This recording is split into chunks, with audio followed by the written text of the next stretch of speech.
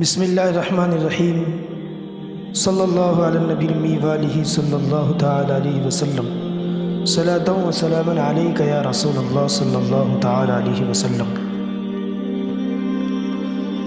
عاقبۃ من لم یغث الملہوف، اس شخص کی سزا جس نے ایک حاجت مند کی مدد نہ کی۔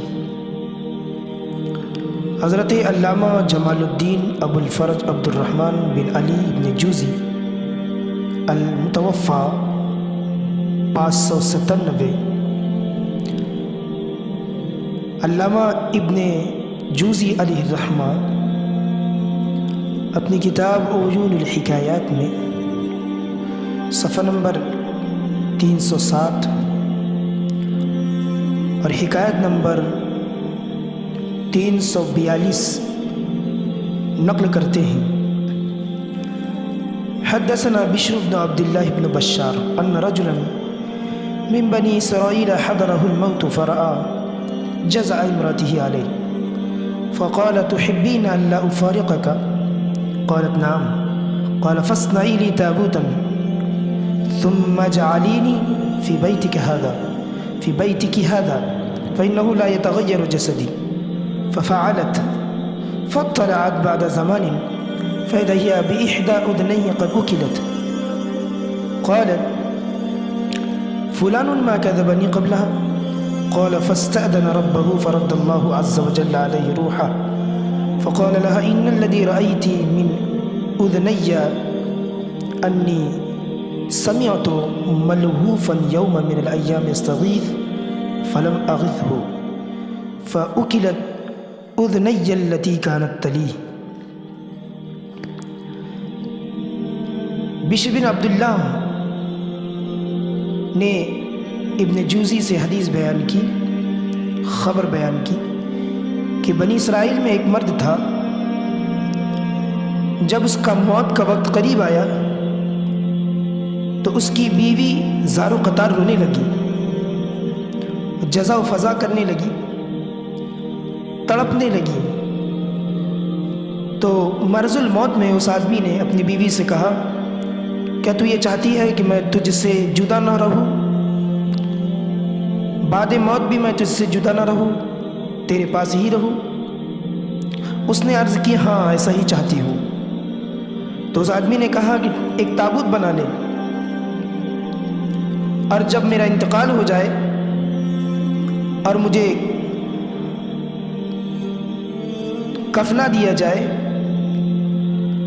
غسل دے دیا جائے، تیار کر لیا جائے تو اس تابوت میں مجھے رکھ دے اور وہ اپنے گھر میں محفوظ رکھ۔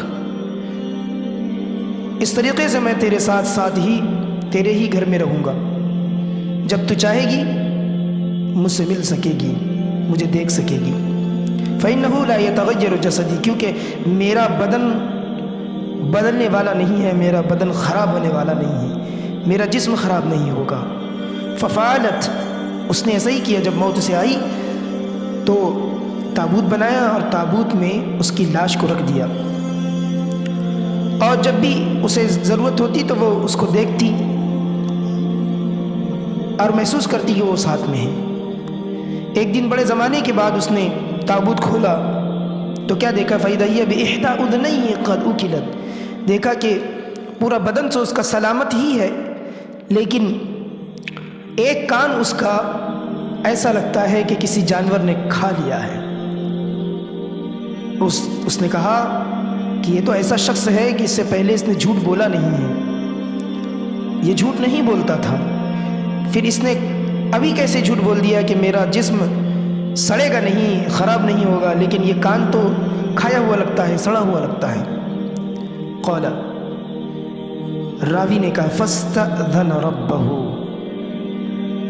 اپنے رب سے اس نے دعا کی، فرد اللہ عز وجل علیہ روحہ، جس آدمی نے اسے وصیت کی تھی کہ میرا لاش میری تابوت میں رکھنا اور میرے ساتھ تم رہ سکو گی، میں تمہارے ساتھ گھر میں رہ سکوں گا، اس طریقے سے، تو اس آدمی نے اللہ کی بارگاہ میں اجازت مانگی کہ وہ اللہ تعالیٰ اس کی روح کو جسم میں لوٹا دے تاکہ وہ اپنی بیوی کا جواب دے سکے۔ فاستأذن ربہ، اس نے اپنے رب سے التجا کی، اجازت مانگی کہ اللہ میری روح کو لوٹا دے میرے جسم میں تاکہ میں اس کا جواب دے سکوں۔ فرد اللہ عز وجل علیہ روحا، اللہ تعالیٰ نے اس کی روح کو لوٹا دیا۔ فقال لها، تو اس نے اس عورت کو، بیگم کو جواب دیا، ان الذی رأیتی من اذنی انی سمعت ملہوفا یوما من الایام یستغیث فلم اغثہ، یہ جو تو نے دیکھا ہے کہ میرا ایک کان متاثر ہے، صرف سارا بدن محفوظ ہے، سارا بدن جیسا کہ ویسا ہی ہے، لیکن صرف ایک کان متاثر ہے، خراب ہو گیا ہے، وہ صرف اس وجہ سے ہے کہ ایک دن کسی حاجت مند نے میرے دروازے پر مدد کی گہار لگائی، مدد طلب کی، فلم اغیثہ، میں نے اس کی مدد نہ کی، انسنی کر دی۔ تو جس کان سے میں نے سنا اور انسنا کر دیا، اللہ تعالیٰ نے اس پر سزا وارد فرمائی۔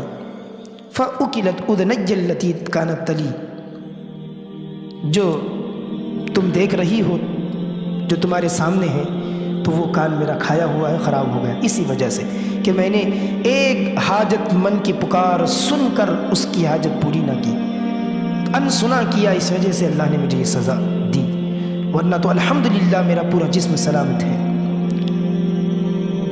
میرے دوستو، اس تمام واقعے سے ہمیں ایک سیکھ ملتی ہے کہ وہ رب کریم ہے، چاہے تو معاف فرما دے اور چاہے تو گرفت فرما دے، کسی ایک غلطی پر بھی گرفت فرما دے۔ پھر یہ بھی سیکھ ملتی ہے کہ ہمیں کسی حاجت مند کی حاجت پوری کر دینی چاہیے، یہ اللہ کو بڑا پسند ہے۔